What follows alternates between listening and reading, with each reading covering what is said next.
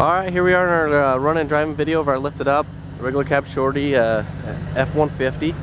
Got the lights on, got all the blinkers going and everything. Let's see here, I brought a flashlight too, so you can hopefully, maybe I'll go to the other side. Show you the lights are working. See if I can show you this color a little bit. Maybe go up from this angle. But let's see here. There you can see the metallic in it. It's a color that you really only see when the sun pops on it, and of course the sun has not been coming out the last couple days. Here you can see it really good right there. Try to not get the reflection, but hopefully you guys get a good idea of it.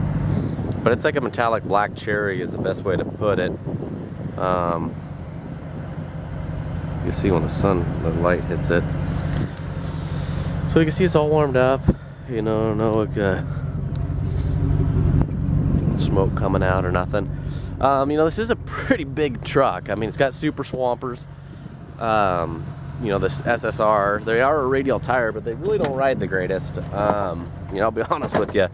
It's a short wheelbase truck that's lifted pretty far up. And this, if you see, this is just some armor all from the tire that went on there. I'll glass clean that off. But tires got a lot of tread, don't have any weird things, but they do ride rough, and they're 14x5 wide, and it looks like you got about 10-inch wide wheels. So, you know, they're going to grab grooves in the road. Definitely not going to ride, you know, like stock. So keep that in mind. You know, you definitely sacrifice ride quality for looks here, but you could get a better tire. We dismounted these tires and put a 35 on there, which looked ridiculously small. But you could get take off the body lift and run just the 6-inch suspension lift and run 35, and it probably would look great. But we did it just to see how it would ride, and it ran and drove really good and smooth. These tires are bigger. They're tough to balance. So keep that in mind. So there's a lot of road construction right now on the highway, so hopefully we'll be able to get out there. But if not, I'm gonna try to get the best job I can. You know, this is not a truck I'd exactly get for a 16-year-old kid. I mean, it's a great looking truck. It looks absolutely killer and gets lots of compliments. But if you do, I would suggest maybe getting some, you know, some maybe smoother, and not so aggressive tires. All right, so I mean, you have a slight exhaust leak. That's leaving in second gear. Even as tall as this is, you know, first gear is even a little bit low. But you know, it can be kind of a handful truck to drive. Like, say for example, it's not doing it right now, but say that there's like a groove or pothole in the road, you might see my hand kind of go off like this because it'll just pull you. It's just the nature of having a lifted vehicle. You know, I'm doing 45 right now. They got a good howl to them. He's got some rattles, you know.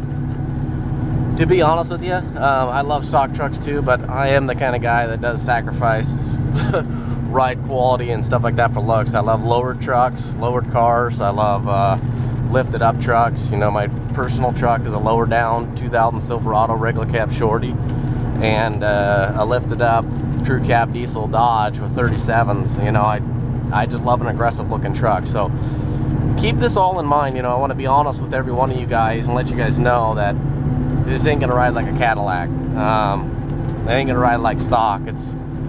It looks cool, but sometimes the idea of having a lifted truck is a little different than the reality of it. So while there's things you can do on this one, like get less aggressive tires,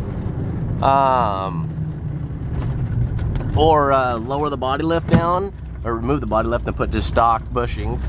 Sorry about that. I was trying to pull that off in fourth gear, wasn't happening.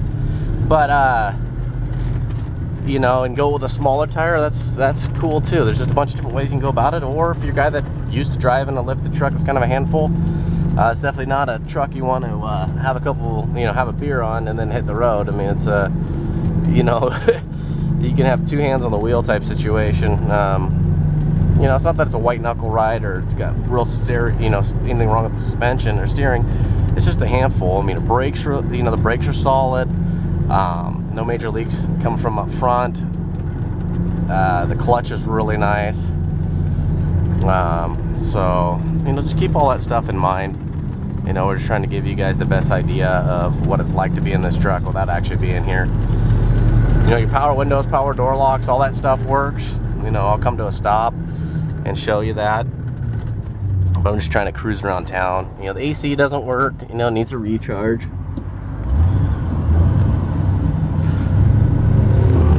Alrighty.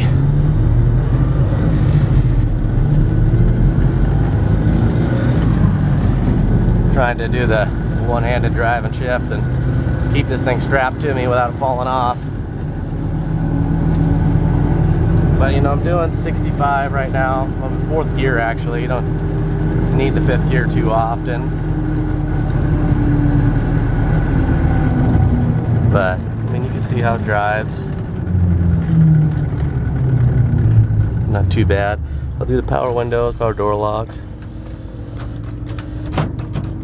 Try to do them both at the same time.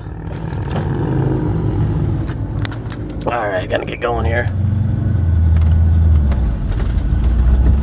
I think I might have started off the wrong gear there, but it's got a nice little Alpine CD player.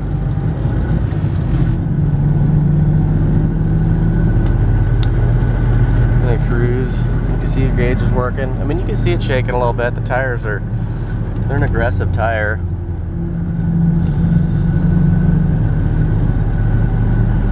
So I'm gonna go ahead and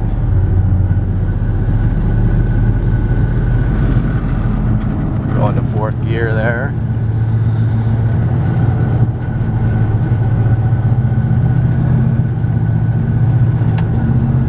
Now I'm doing 55. Alrighty, but get the stereo going. Rewards of a career in healthcare with an education from. It's got a nice sound to it. So alrighty, good luck.